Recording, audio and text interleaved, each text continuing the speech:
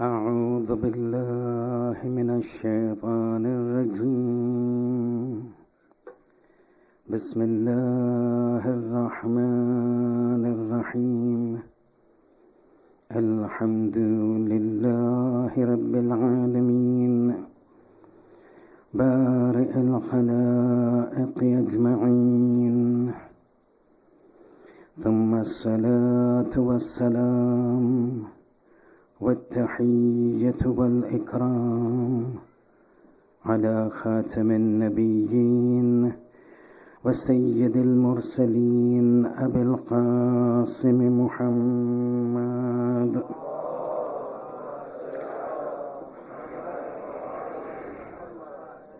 وعلى آله الطيبين الطاهرين المعصومين المظلومين لا سيما على الإمام المنتظر وحجة الله الثاني عشر ابن العسكري المنتظر ولعنة الله على أعدائهم أجمعين من الآن إلى قيام يوم الدين أما بعد فقد قال الله سبحانه وتعالى في كتابه الكريم القرآن الحكيم بسم الله الرحمن الرحيم وما كان لمؤمن ولا مؤمنة إذا قضى الله ورسوله أمرا أن يكون لهم الخيرة من أمرهم ومن يعص الله ورسوله فقد ضل ضلالا مبينا صلوات.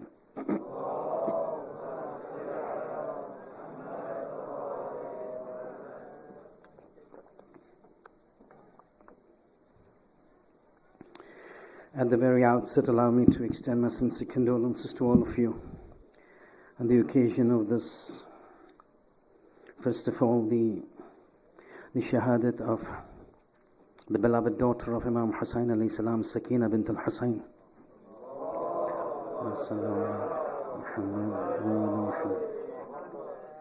And then secondly, on the hulul and the arrival of the Ashura Zainabiyya salawatullahi wa salamuhu alayha.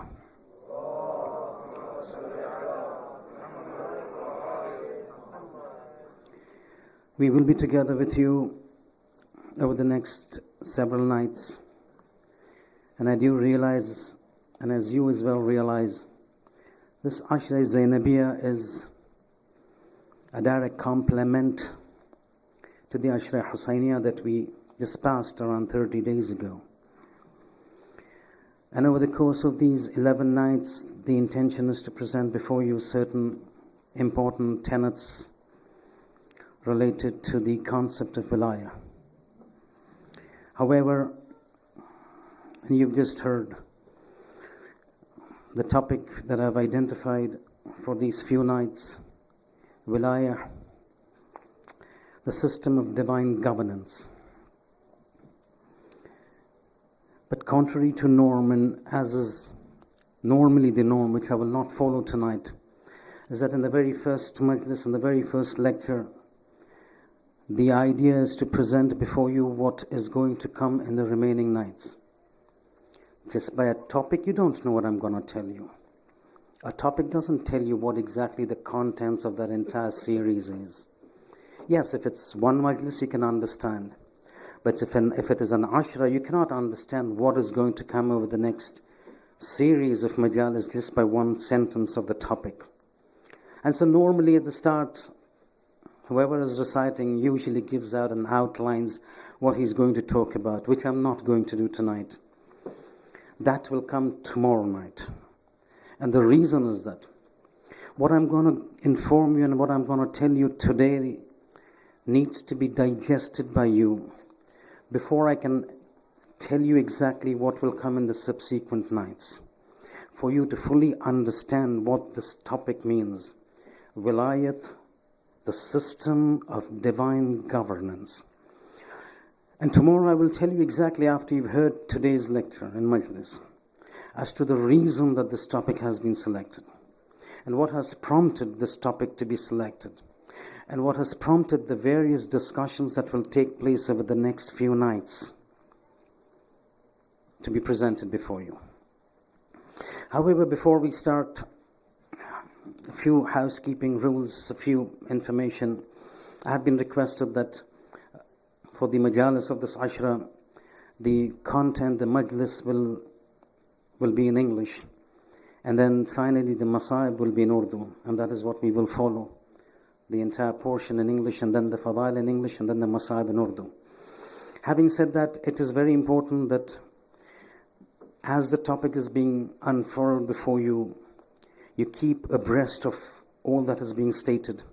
Because there will be numerous times we'll be rushing back and forth amongst the various things that we've discussed.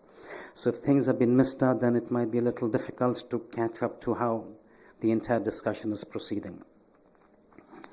Today also being the Shahadat of that Madluma of Karbala, the daughter of Imam Hussain alayhi salam, so beautifully was recited, the Marthiyah. And so eventually the Masaib will be today focused on Bibi Sakina. However, there is one thing that from the very beginning I would like to highlight, that over a period of these days, these nights, specifically when it comes to the Masaib, not all, but on quite a few days, I will be focusing on one particular aspect of the madlumiyat of the Shaheed Salar, Shaheed Karbala, Abu Abdullah al-Husayn ibn Ali alayhi salatu wassalam.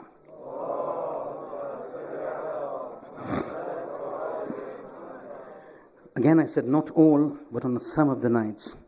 And that particular aspect is the madlumiyat, the bi-hurmati, the absolute ignominy, the absolute disgrace that was meted out to that holy head of Imam Hussain alayhi salam after it was severed from the body.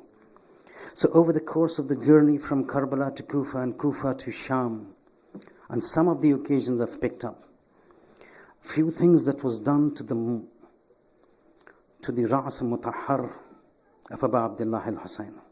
And that we will present before you what the madlumiyat of Hussain is, not only in his Shahadat, but after his Shahadat. But having started this off, let me start off with one tradition of the fifth Imam, Imam Muhammad al-Baqir alayhi salatu wassalam,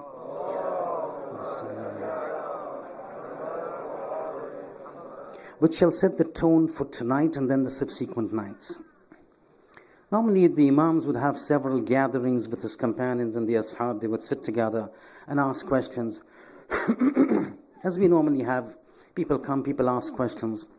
In one sitting with the fifth Imam, a person, when the Sahabi comes and when he's talking with the Imam, all of a sudden he asks Imam a very question that might appear to be strange. But these questions normally keep coming to us. He asks the fifth Imam, Yabna Rasulullah, tell me who will be the first person to enter Jahannam. Now you're aware that we have a similar context of a tradition with respect to Ya Rasulullah. Somebody asked the Holy Prophet at the time of the Holy Prophet, who would be the first person to enter paradise? That's a different issue. What the discussion was, what the topic was, what the answer was, that we're not concerned. Right now, the fifth Imam is asking, who's the first person who will enter into Jahannam? Imam says the first person who will enter into Jahannam will be Iblis. Understandable? The first sin in the universe, the first entity to disobey God, the first entity to bring the wrath of God to the fore, Iblis. But it would have sufficed had he stopped at that place. But the Imam does not stop at that place. He says, Ya Fulan, the first person, أَوَّلُ مَنْ دَخَلَ جَهَنَّمْ, the first person to enter Jahannam will be Iblis, but he will not be alone. Iblis will be flanked by two individuals, one on his right side, one on his left. And throughout the course of these discussions that we will be having, one thing is very clear, that we will try not to name individuals, one. Because I know the audience that when we speak, when we go to places, we know the level of their understanding. And accordingly, we have to, as we move places, we have to raise or lower our levels of how we speak. This Jamaat, I know the level. So we will not be mentioning names. And you are very well equipped to understand what we're talking about. That's point number one. Point number two, never in our discussions we will be intending to having any sense of offense or derogation or derogatory respect to anybody. It's an academic discussion that we need to know about. With full respect and with due respect to everyone. So the fifth Imam is saying the first person to enter Jahannam will be Iblis, flanked by two individuals. Now normally we have got this tradition of the Ma'asumin which says, نَحَنُ مَعَاشِرَ الْأَنْبِيَاءِ, we the Anbiya have been ordained and نُكَلِّمَ النَّاسَ عَلَى قَدْرِ عُقُولِهِمْ, that we've been asked to speak to the people based on their level of understanding. If the level of understanding is high, they will give more profound ma'rifat. If the level of the person asking the question is a low understanding, they will reduce it, the levels. This individual wanted to know more. So as soon as the Imam says, Iblis will enter first, flanked on both sides by two individuals. This person says, Yabna Rasulullah, zidni, add me to my knowledge on these two individuals that you're talking about. Imam says, one of them is the calf, is like the calf of Bani Israel. And the second is like the Samiri of Bani Israel. You want to know about this incident, Surah Taha. Surah Taha mentions this very clearly. Very briefly to understand what happens. You remember in the first 10 nights of Dhul Hijjah when we are supposed to recite the 2 rakat namaz between Maghrib and Isha. So if you recite it for 10 nights, staying in London, and if you were to recite those 2 rakat namaz in those 10 nights, from the first night to the 10th night, the Shab of Eid, that 2 rakat namaz, it will be equivalent for that individual staying in London to have Qadr, to have received the rewards of as if having done the entire Hajj in Makkah. Everybody knows that. The ayat that is recited over there is what reflects this. وَوَعَدْنَا Musa 30 لَيْلَةً وَأَتْمَمْنَاهَا بِعَشْرٍ. We had ordained with Musa a period of discussion for 30 days. It was discussed with Musa. Musa, I need to speak to you. And for that I need you to come to me for 30 days. وَأَتْمَمْنَاهَا بِعَشْرٍ. We added 10 nights to it. In the Mashiach of God, this was the imtihan of Bani Israel. So he told the people, I'm going for 30 days, I'm coming back after 30 days. 30 days over, wants to go. Ya Parwardigar, oh God, I'm leaving. God says, no, 10 more days. وَأَتْمَمْنَاهَا بِعَشْرٍ فَتَمَّ مِيقَاتُ رَبِّهِ 40 لَيْلَةً, 40 nights. In those 10 extra nights, Samri did his work. So what did he do? Samri wanted to take the community in a different direction. So what did he do? He melted gold, put it into a mold, made a form of a calf, and because he had knowledge of physics, he created the construction of the calf internally in such a way that when he would place that golden calf in a certain direction to the movement of the wind, that calf would come out in a mooing sound, which Quran says in Surah Taha, which the Quran says فَأَخْرَجَ لَهُمْ عِجْلًا جَسَدًا لَهُ خُوَارٍ. He made for them a calf of a body, عِجْلًا, calf, jasadan, of body, lahu khawar, which would make a mooing sound. فَقَالُوا, as soon as they saw this, oh wow, this calf is able to speak. فَقَالُوا لَهُمْ, the Bani Israel told each other, هَذَا إِلَهُكُمْ وَإِلَهُ مُوسَى, this is your Lord and this is the Lord of Musa. So what Samari did was, he utilized the calf to deviate the community, to further his agenda, to become the person at the peak of the community of Bani Israel. When the fifth Imam is asked, when these two people will enter with Iblis, and the Rawi says, Zidni, tell me something more about these two individuals. Imam says, one is the calf of Bani Israel, the second is the individual like Samari, meaning that these two individuals who will be entering into Jahannam with Iblis, one of them utilized the other to promote disunity in the community and further his interests. Clear? Then the Imam says, he says, listen, and look how the entire transcripts go. He says, listen, on the day of, because now he's mentioned about these two individuals. And now the Ravi saying, Zidni, add me to my knowledge. Imam says, remember, on the day of judgment, there will be three groups of people who will be left bereft of the mercy of God, who will be left devoid of the rahmat of Allah subhanahu wa ta'ala. That mercy, wasi'at kulla shay, which encompasses kulla shay, will not encompass these three groups of people. The Ravi says, who are these three groups of people? Listen now, this is the fundamental paving blocks for that entire discussion.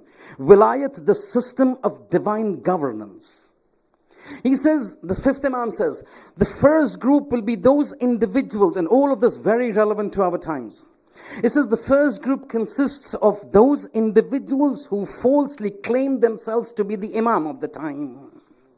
All those pseudo-imams that we've seen in the past, all the pseudo-imams that we are seeing in today's world, says this is that group of, and all those pseudo-imams that will come in the Akhiru Zaman. And you're aware, you're mustahadar about this fact, that we've got the tradition from the Ma'asumeen, that when the Akhiru Zaman comes, just before the arrival and the reappearance of the 12th Imam, there will be a plethora of individuals who will be laying claims to the Imamat and being the representative of God.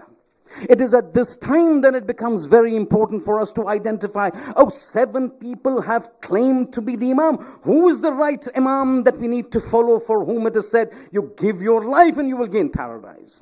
You give your life for the wrong Imam, mata mitatan jahiliya, you die the death of a kufr. You die the death, you give your life for the right Imam, فَلَهُمْ أَجْرٌ غَيْرُ مَمْنُونَ. You will get a reward that will never end. The problem is, how do we identify which is the right and which is the wrong way? Time comes, we will have few nights coming. Says the first category of people who will be left bereft of the mercy of God are those individuals who claim themselves false Imams. 1.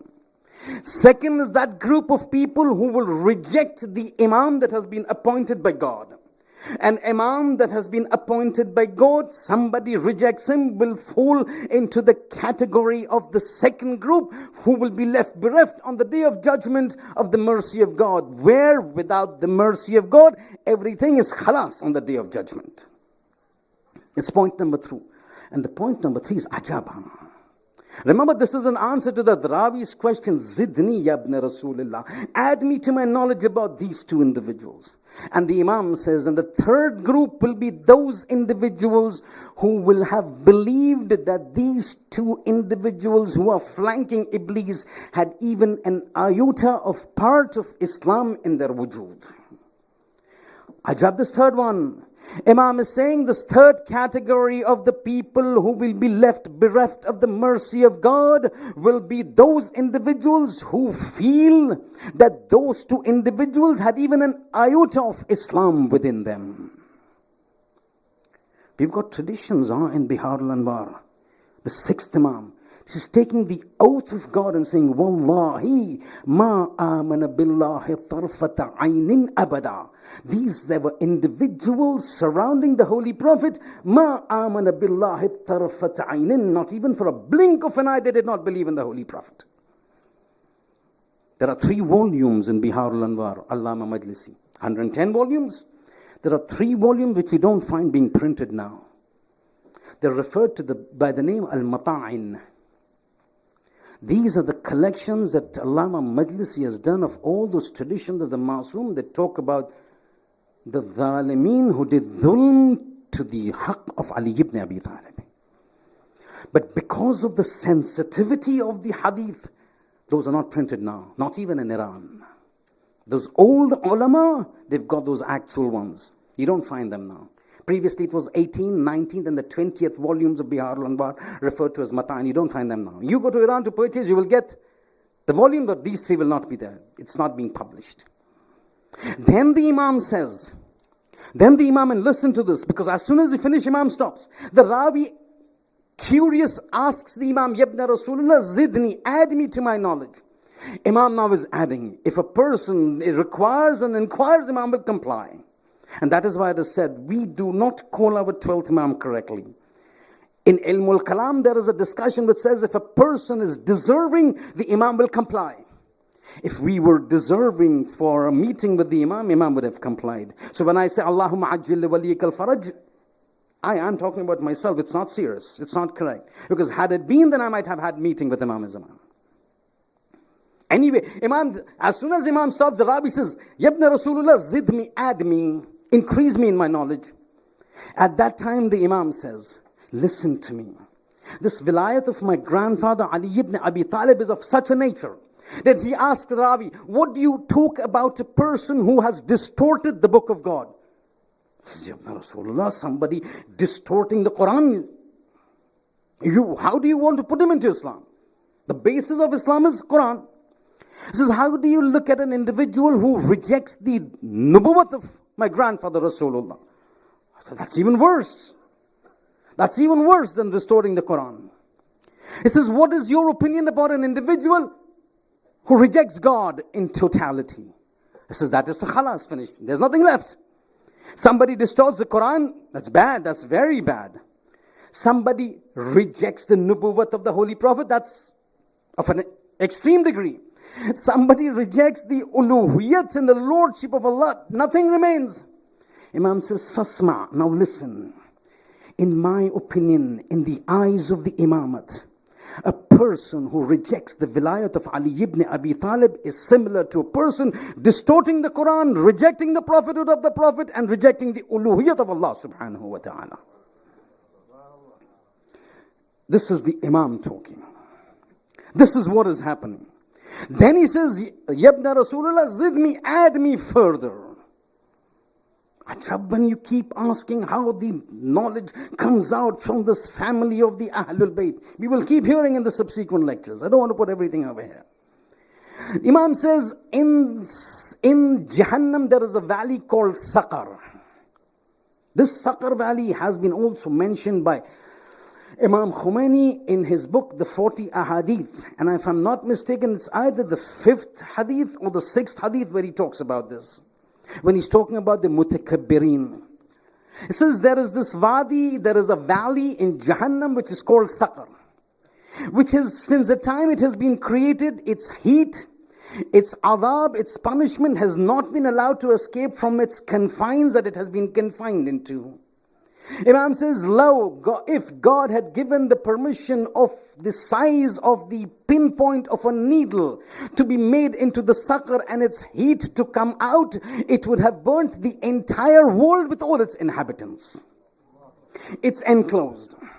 Then the Imam says, within this Saqar there is, and Imam says the Saqar, the punishment, the adab, the heat, the intensity, the wrath of God associated with the Saqar is so immense that the other people in the other parts of Jahannam pray to God, we are happy over here, don't put us in Saqar. You understand when they say we are happy over here means what? Quran says forget the Saqar.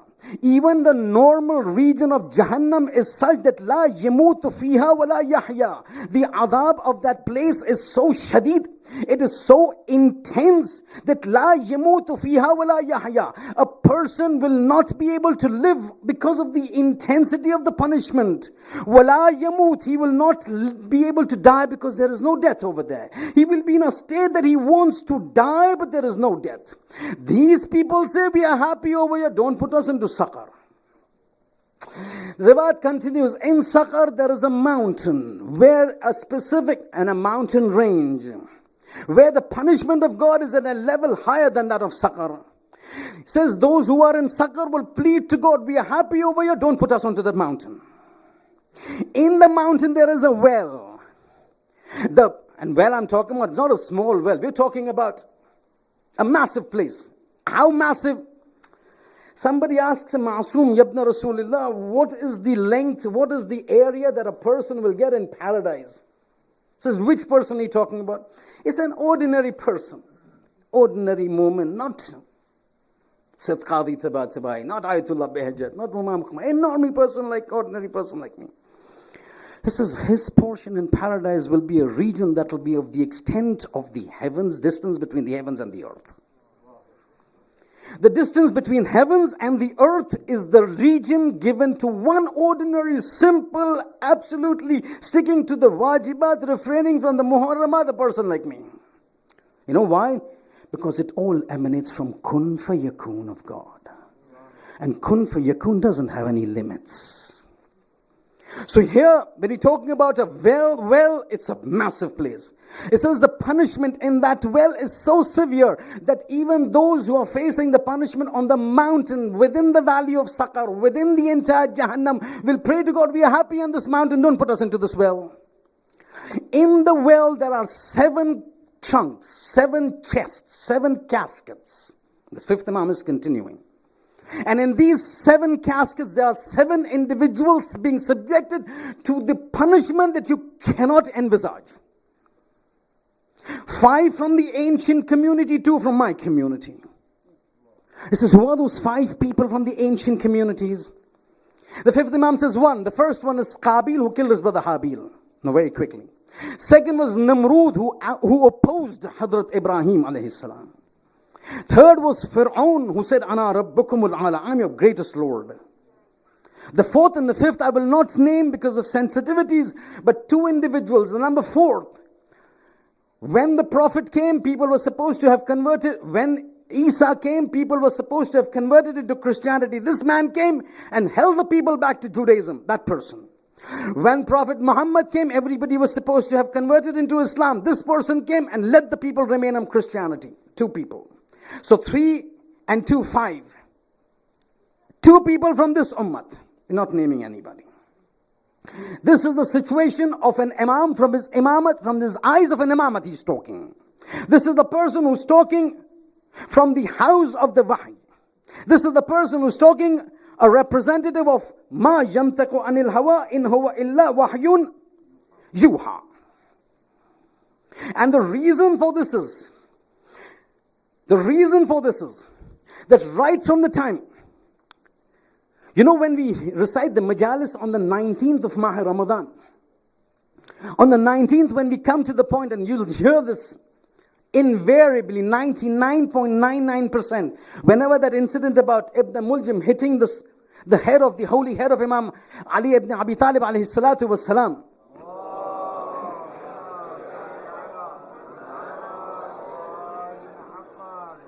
is being spoken, they will always say that when the sword hit Amirul Mu'mineen, 2 voices came out. One of Ali ibn Abi Talib, Fustu wa Rabbil Ka'bah, everybody knows that. But one, the voice of Jibreel.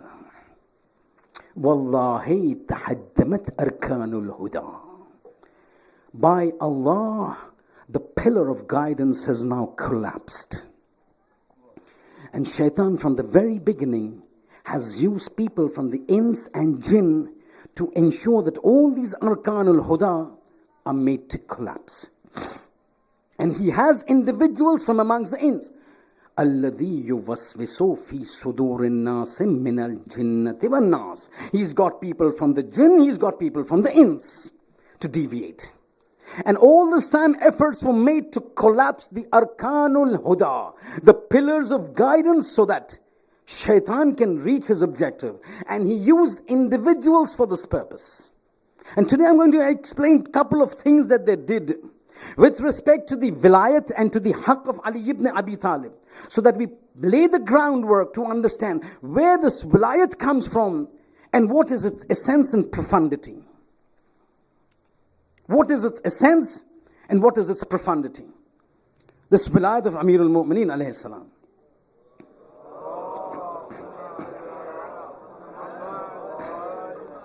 One of the things that they did, the enemies of Islam, were to tarnish the name of Ali ibn Abi Talib. Do whatever you do, let's lower him in rank.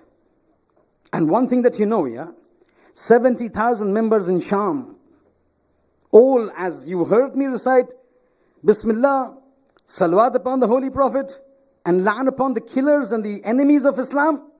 Over there it was said, you recite, start with the same thing. Name of God, praise of God, Salawat upon the Holy Prophet, but you must end with a la'an upon Na'udhu bil Ali ibn Abi Talib, salawatullahi wa salamu alayhi. You know where it reached and where it went? This incident is narrated by, it's in Bihar, and it's narrated by Ismail ibn Ayyash. The Ravi is Ismail ibn Ayyash.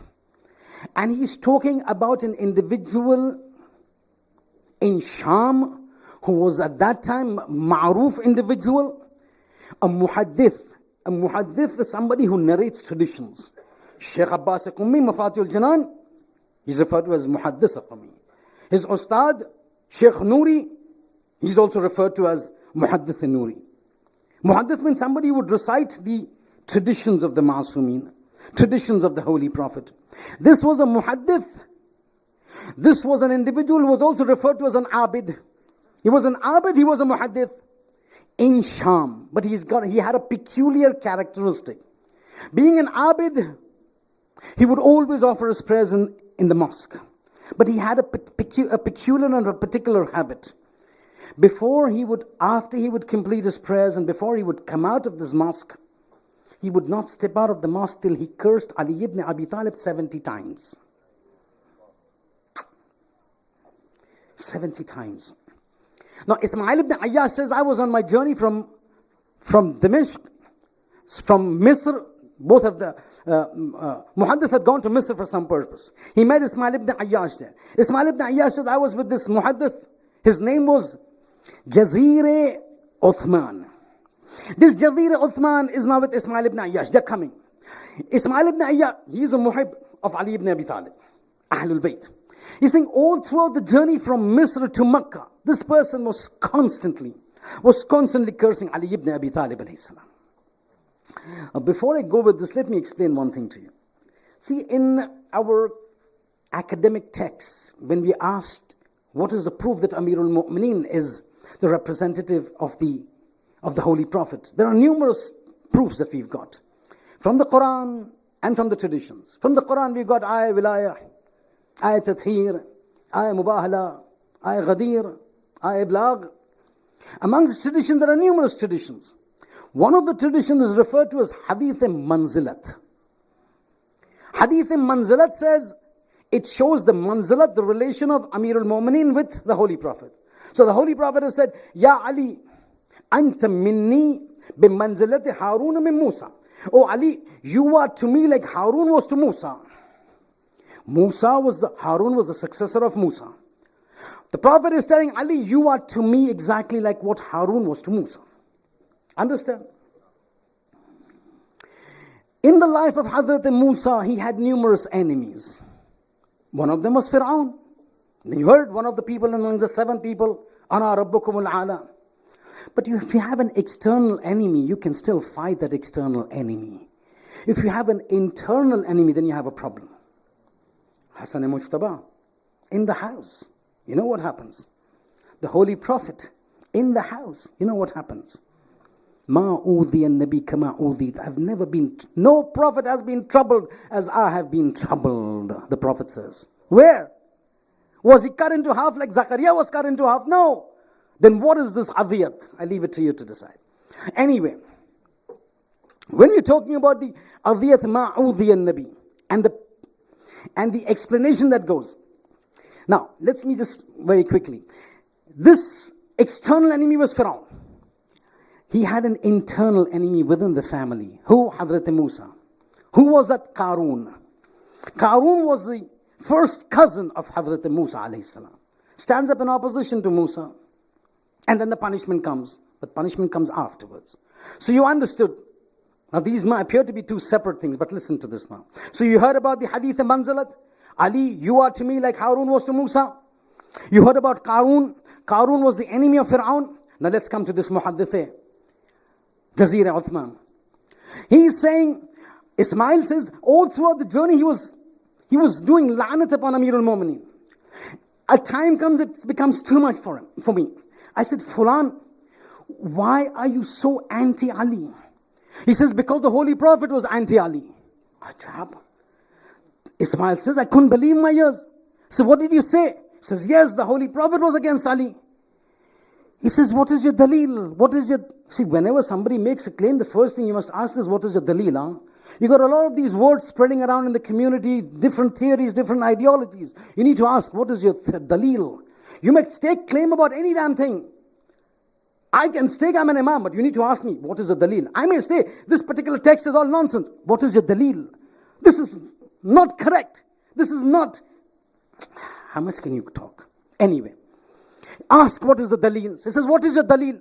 He says, dalil is the tradition of the Holy Prophet which the Shiites and the people have misconstrued. He says, which hadith you're talking about? He says, that same hadith that people were talking and referred to as hadith manzalat. He says, hadith manzalat, anta minni ya Ali, anta minni bi manzalat Harun min Musa. He says, yes. He says, that shows the rank of Ali. He says, no, you didn't understand. The Prophet did not say, Ya Ali, anta minni bi manzilati Harun min Musa. The Prophet wanted to say, Ya Ali, anta minni bi manzilati Qarun min Musa.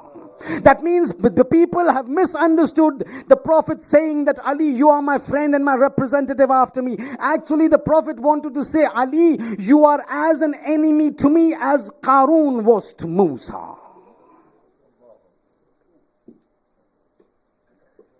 And this is he says, where did he hear this from? He says, I heard it in namaz, in the khutbah of namaz Jummah, recited by the Khalifatul Muslimin of that time. The Khalifatul Muslimin at that time was Walid ibn Abdul Malik. You know who Walid ibn Abdul Malik is? Walid ibn Abdul Malik ibn Marwan. You know who this lineage of Marwan is? Pick up the Quran. Shajara Mal'una. This entire lineage of Marwan and Bani Marwan. Marwan. Abdul Malik ibn Marwan, Sulaiman ibn Abdul Malik ibn Marwan, Walid ibn Abdul Malik ibn Marwan. This entire Marwan family has been referred to as Shajara Mal'una. The accursed Shajara. Members of this family take out the book, Walid ibn Abdul Malik ibn Marwan. He picks up the Quran. I want to take out the istikhara. Istikhara comes bad. The istikhara comes bad. I cannot recite this. I cannot do this. Says, you're threatening me? You dare threaten me? Hang it up onto the wall. Takes his arrows. You dare threaten me? Me, Walid ibn Abdul Malik ibn Marwan. Takes the arrows and starts shooting at it. 1 arrow, 2 arrows, 3 arrows, 10 arrows, 15 arrows. This rips the Quran apart. This person says, Ana Khalifatul Muslimin. I'm the Khalifa of the Muslimin. He said, I heard the Khalifatul Muslimin recite. You know what it means? The Khalifatul Muslimin, the representative who's regarding himself as the official successor of the Holy Prophet, sits onto the mimbar or stands for Namaz Jummah, the khutbah of Namaz Jummah, and says, the Prophet says, Ya Ali, anta minni bi manzilati Qarun min Musa, na'udhu billah. That means officially Ali is being now ripped apart. You're not Harun, you're Qarun. Completely misconstruing the traditions to bring Ali from where he was, and you will hear in the future majalis. Ali himself in Quran says, what about me? Brought down to this level to become Qarun, na'udhu billah. So this is one part, very quickly, not going into details. Just want to lay the groundwork for tomorrow's and then subsequent nights majalis. Another thing that they embarked upon was to suppress the fadail of the Ahlul Bayt. One way is you pull them down. Not Harun, Qarun. Pull them down. From Harun, a Nabi, to Qarun, an enemy of God. The second method is to suppress any sort of fadail that they may have. Any sort. Amongst the Sunnis, all of us are aware, they've got 6 books which are referred to as Sihah Sitta.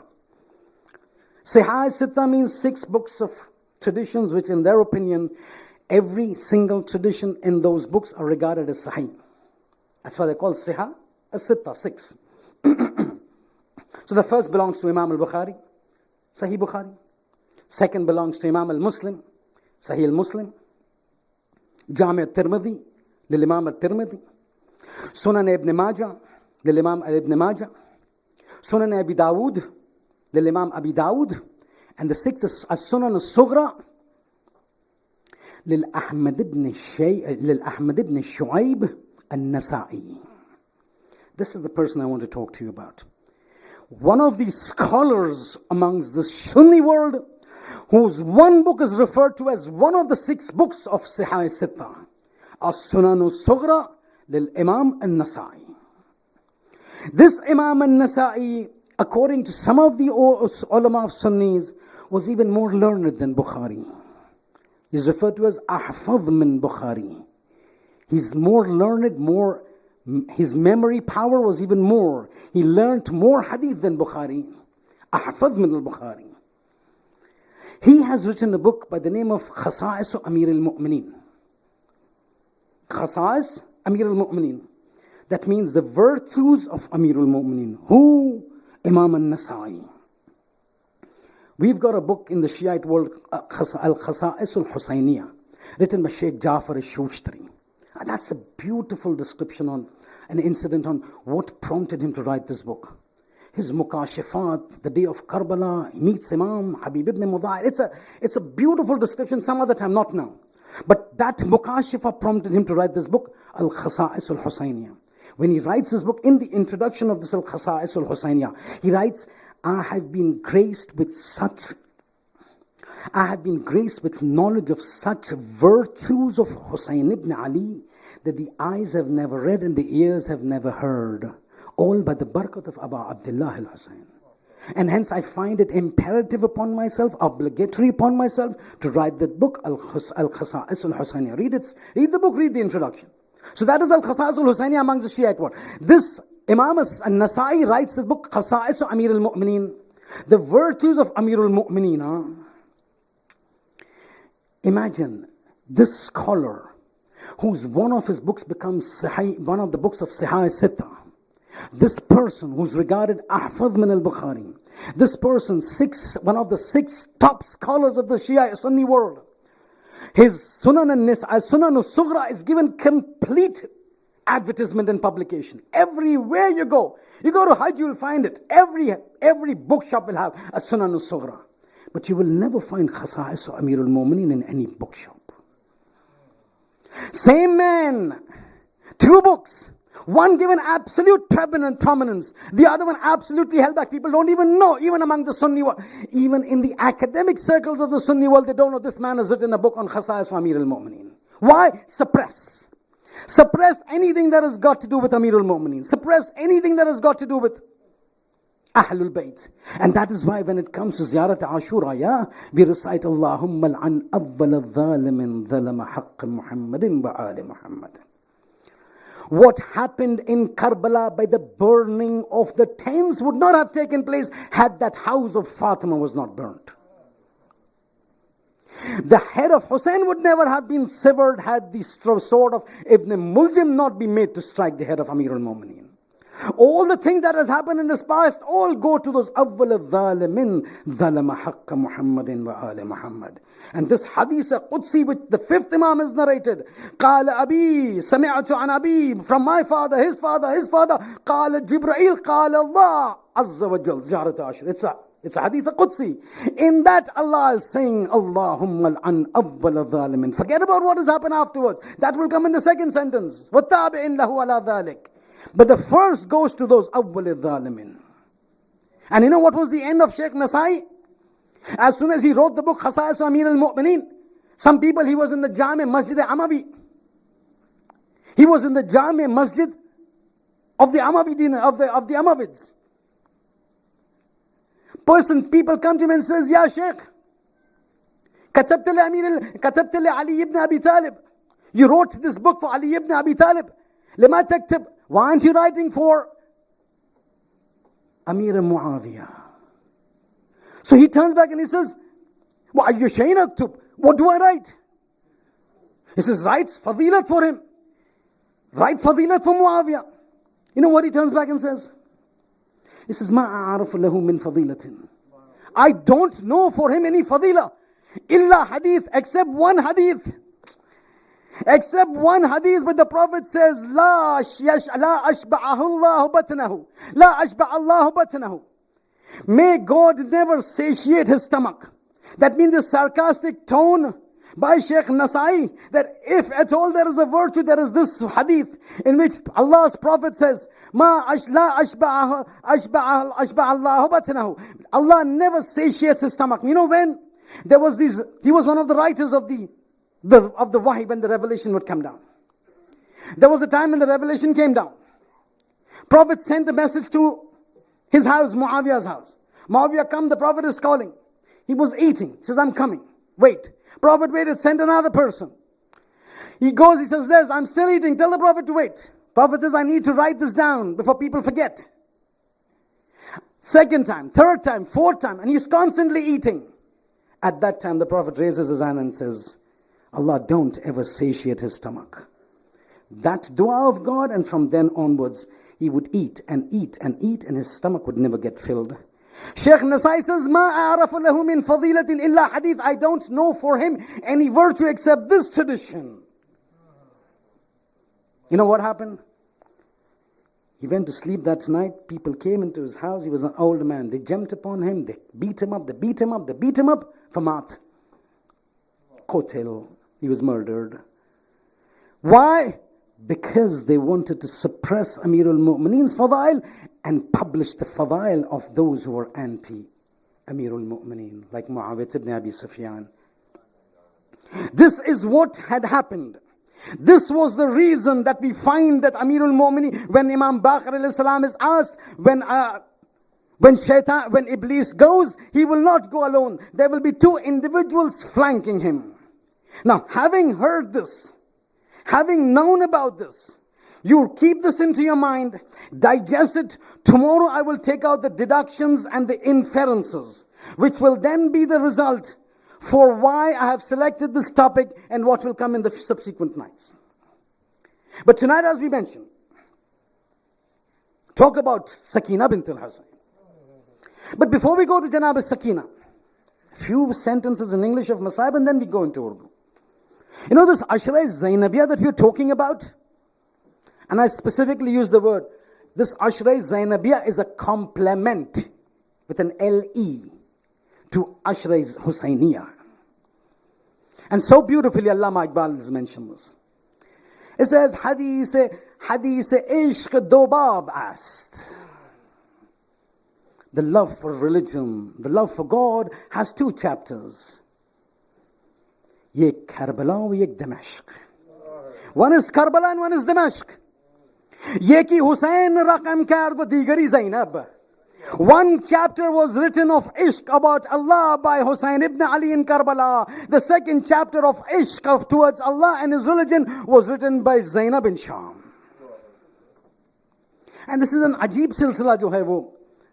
अब अगर जो मुलाजा फरमाए तो अब देखिएगा कि जो अल्लाह ने अपने रसूल को अपने दीन की हिफाजत के लिए वो ऐसे दो मोहसिना ने इस्लाम को जो है अता फरमाया कि ना कि सिर्फ वो लेकिन उनके बाद उनकी जो नस्ल जो है ना वो हमेशा जो है दीन इस्लाम को बचाने के लिए जो है आमादा थी. कौन? एक तो जनाब अबू तालिब अलैहिस्सलाम और एक तो जनाब खदीजा ताहिरा सल्लल्लाहु वसल्लम अलैहा.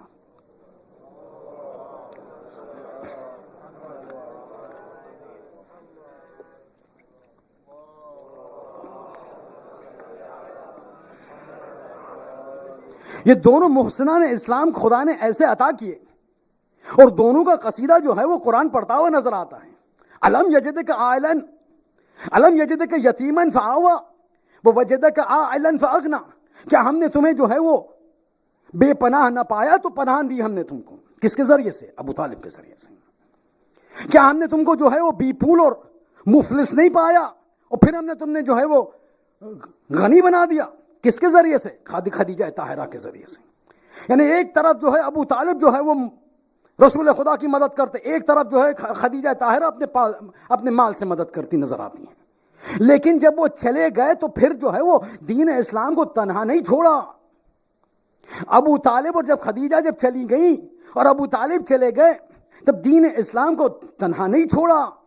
अली ने अपने बाद अली इब्न अबी तालिब को छोड़ा और खदीजा ने अपने बाद फातिमा ज़हरा को छोड़ा. वहां अली मदद कर रहे हैं रसूल को, यहां फातिमा मदद कर रही है. अरे उम्मे अबिहा का मतलब ही तो यही हुआ ना. और फिर जब अली गए और फातिमा गए फिर भी जो है अकेला ना छोड़ा. अली ने अपने बेटे हुसैन को छोड़ा, फातिमा ने अपनी बेटी ज़ैनब को छोड़ा. यानी आप देखिए जो सिलसिला जो है ना, एक मेल जेंडर का सिलसिला, एक फीमेल जेंडर का सिलसिला अबू तालिब और खदीजा के जरिए से चलता हुआ आ रहा है ज़ैनब और इमाम हुसैन की तरफ. इसीलिए तो अल्लामा इकबाल कहते हैं हदीस इश्क दो बाबस करबला व दिमश्क. لیکن یہ مسئلہ، اور اسی لیے تو ہم آج منا رہے ہیں، آج اور آپ اور ہم یہاں بیٹھ کے جو مجلس حسین برقرار کرے کس کے لیے، برپا کر رہے کس بنا پر؟ یہ قربانیاں ہیں جناب زینب علیہ السلام کی، ورنہ حسین تو کبھی کا جو ہے وہ قتل ہو کے جو ہے داستان ختم ہو جاتی ریگستان کربلا میں۔ وہ حسین کی ہمشیرہ نے جو پیغام کو اٹھایا اور آپ تک اور ہم تک پہنچا کہ آج آپ اور ہم بیٹھ کے لبیک یا حسین کہہ سکتے ہیں۔ لیکن کوئی آ کے پوچھے حسین کے دل سے کہ سکینہ پر کیا گزری؟ ایک سکینہ کے داستان ایک عجیب داستان ہے، سکینہ کی داستان ایک عجیب داستان ہے۔ یہ ننھی 3 سالہ بچی جو ہے وہ روایت میں، اب مقتل کے جملے پڑھیے گا آپ، یعنی آپ پڑھتے پڑھتے یقین مانیے، یہ مبالغہ نہیں کرتا ہوں میں، اب اگر جو مقتل کے جملے پڑھیے گا پڑھتے پڑھتے آنکھوں سے آنسو نکل آتے ہیں۔ ایک 3 سالہ بچی پر کتنی شقاوت، کہ کتنے مظالم ایک بچی پر۔ ارے جو دین اسلام کو نہیں مانتے وہ بھی حقوق بچوں کے لیے، بچوں کے حقوق کے لیے کتنے قائل ہیں۔ روایت میں ملتا ہے جب راستے میں جب کوفہ سے شام جا رہی تھی نا سکینہ، تو ایک مرتبہ اپنی بہنوں میں سے ایک بہنوں کی طرف مڑتی ہے، کہتی ہے بہن میرے پوری جسم ٹوٹا جا رہا ہے، اتنے حرکت یہ جو ہے وہ اونٹ کر رہے ہیں، اور آپ کو پتا ہے نا اونٹ پہ کس طرح بیٹھایا گیا تھا، بے کجاوا اونٹ تھا، پیروں سے باندھا ہوا گیا تھا۔ ارے جب اونٹ چلتا تھا جو ہے وہ ران سب گھس کے جو ہے وہ زخمی ہو جاتی تھی۔ کہتی ہے بہن ایسا ہو سکتا ہے کہ آپ شمر سے کہے کہ اس اونٹ کو روک لیا جائے کچھ دیر کے لیے، بس کچھ دیر کے لیے روک لیا جائے۔ مگر شمر کبھی ماننے والا تھا؟ روایت ایک مرتبہ زندان شام، بہت جو ہے وہ جلدی تمام کرنا، ایک مرتبہ زندان شام میں پہنچتے، اب زندان کا جو داستان سنیے آپ۔ وہ سکینہ جب زندان پہنچتی ہے نا، جب سے بابا مارا گیا بس ایک برنامہ ہمیشہ رویا کرتی ہے، واہ بتا ہائے میرا بابا، ہائے میرا چچا کہاں چلا گیا۔ ایک مر زندان میں بھی اسی طرح بار بار گریا کرتی تھی۔ دیکھیں بہت جلدی فاسٹ فارورڈ کرتا جا رہا ہوں میں، شب شہادت ہے، بس شب شہادت کی مصائب پڑھنے، اسی شب کی بات ہے۔ ایک مرتبہ دن بھر رو کر جو ہے وہ سکینہ رات کو سو تو گئی، لیکن ایک مرتبہ جو ہے آدھی رات کو پھر اٹھتی ہے، پھر بین شروع کرتی ہے، واہ بتا اے میرا بابا، واہ قرۃ عینا اے میری آنکھوں کی ٹھنڈک، واہ حسینہ اے میرا بابا۔ اب جو ہے وہ سب اٹھتے ہیں، سجاد اٹھتے ہیں، زینب اٹھتی ہے، اے بیٹی کیا بات ہے، ابھی تو تم سوئی تھی۔ کہتے پھوپھی اماں میرا بابا کہاں گیا؟ کہتے تیرا بابا جو ہے وہ کربلا میں۔ کہتے نہیں، ابھی کچھ ہی دیر پہلے میری آنکھ بند ہوئی، میں نے خواب میں اپنے بابا کو دیکھا، میرا بابا مجھ سے کہہ رہا تھا سکینہ میں تجھے لینے آیا ہوں، پھر سے غائب ہو گیا، ارے میرا بابا کہاں گیا۔ روایت کے جملے ہیں، ایک مرتبہ امام سجاد نے سکینہ کو گود میں لیا، لیکن سکینہ روایت کے جملے اتنا گریا کر رہی تھی، اتنا گریا کیا وہ غشی علیہا، ایک مرتبہ غشی طاری ہو گئی، بس جیسے غشی طاری ہو گئی جیسے سکینہ بے ہوش ہو گئی، ایک مرتبہ بیبیوں نے ماتم شروع کیا، وَضَجُّوا بِالْبُكَاءِ وَحَثُّوا عَلَى رُؤُوسِهِمُ التُّرَابَ، ارے مٹی اٹھا کر اپنے سروں پر ڈالنا شروع کیا، ارے میری بچی کو کیا ہو گیا۔ ایک مرتبہ وہ جدد الاحزان، روایت کے جملے، ایک مرتبہ رات کو پھر جو ہے آہ بکا شروع ہو گئے، یہ آواز جو ہے وہ یزید کے محل سے ٹکرائی، یزید اپنے حجرے میں سو رہا تھا۔ اب وہاں کی داستان سننی ہے تو سنیے۔ اب راوی جو ہے، راوی کا نام ریاض القدس کی روایت، راوی کا نام طاہر ابن عبداللہ دمشقی، وہ روایت نقل کرتا ہے، کہتا ہے اس وقت میں یزید کے حجرے میں تھا، یزید کا سر میرے زانوں پہ تھا، ایک مرتبہ میں نے، اور میرے سامنے جو ہے مظلوم کربلا حسین ابن علی کا کٹا ہوا سر پڑا تھا، ٹش میں سر کے اوپر جو ہے کپڑا رکھا ہوا تھا، تو ایک مرتبہ میں نے سنا زندان سے رونے کی آواز، آدھی رات کا وقت ہے، ایک مرتبہ رونے کی آواز آئی، بس جیسے رونے کی آواز، یہ طاہر ابن عبداللہ دمشقی کہتا ہے جیسے رونے کی آواز آئی، میں نے کیا دیکھا؟ ارے میں نے دیکھا کہ تش پہ جو سر کے اوپر کپڑا تھا، کپڑا ہٹتا ہے. دیکھیں ریاض القدس کا حوالہ دیتا ہوں میں، کہتے تش پہ سے پورے راستے میں جو ہے وہ سر مبارک حسین نے بہت سارے معجزات کیے، یہ ایک معجزہ. طاہر ابن عبداللہ کہتا ہے جیسے وہاں سے رونے کی آواز آئی، ایک مرتبہ جو ہے وہ سر سے کپڑا ہٹا خود بخود، اور سر جو ہے وہ تش سے بلند ہوا، آسمان میں زمین ہوا میں معلق ہو گیا. ایک مرتبہ زندان کی طرف متوجہ ہوتا ہے اور حسین کٹے ہوئے سر سے کہتے ہیں یا اختی، اے میری بہن، اے میری بہن، سکتی ابنتی، ارے میری بچی کو خاموش کر دے. بس وہاں زندان کی آواز یا حسین کی آواز. طاہر کہتا ہے کہ یزید کی آنکھ کھلی، ایک مرتبہ پریشان، وہاں زندان کی آواز آ رہی یا حسین کا سر جو ہے وہ ہوا میں معلق. کہتے ہو کیا رہا؟ طاہر کہتا میں نے سب بتایا. وہاں سے رونے کی آواز آئی، ایک مرتبہ کپڑا ہٹا، سر اٹھا، متوجہ ہوا، اپنی بہن کو پکار رہا ہے، سکتی ابنتی، میری بچی کو جو ہے خاموش کرائے بہن. یزید کہتا سب سے پہلے سر کو پکڑ کے تشت میں رکھو. پکڑ کے رکھا گیا. کہتے ذرا پوچھو کیا ماجرا ہے. سپاہی جاتے آتے کہتے امیر بچی کو بابا کی یاد آ رہی. اچھا بابا کی یاد آ رہی ہے، اپنا سر دے دو اپنے بابا کا سر، شاید خاموش ہو جائے، شاید خاموش ہو جائے. یہ جو ہے طاہر کی روایت یہاں تک. طاہر کہتا ہے کنیزیں آئیں، سر کو تش میں رکھا ہوا تھا، سر کے اوپر کپڑا رکھا اور دو کنیز نکلی، محل سے نکلی زندان کی طرف. اب آئیے زندان کی روایت سنیے. زندان کی روایت کہتی ہے ایک مرتبہ دروازہ کھلتا ہے، دو کنیزیں آتی ہے، ہاتھ میں تشت ہے، بیبیاں پریشان. سکینہ جو ہے اب افاقہ ہو گیا ہے، اب پریشان. تشت کو سامنے لا کے رکھا گیا، ایک کنیز نے تشت کو رکھا، دوسری کنیز آگے بڑھتی ہے، تشت پہ سے کپڑے کو ہٹاتی ہے. دو آواز ایک ساتھ بلند ہوتی ہے. ایک تو پہلے سکینہ کی آواز، ارے یہ کس کا سر ہے؟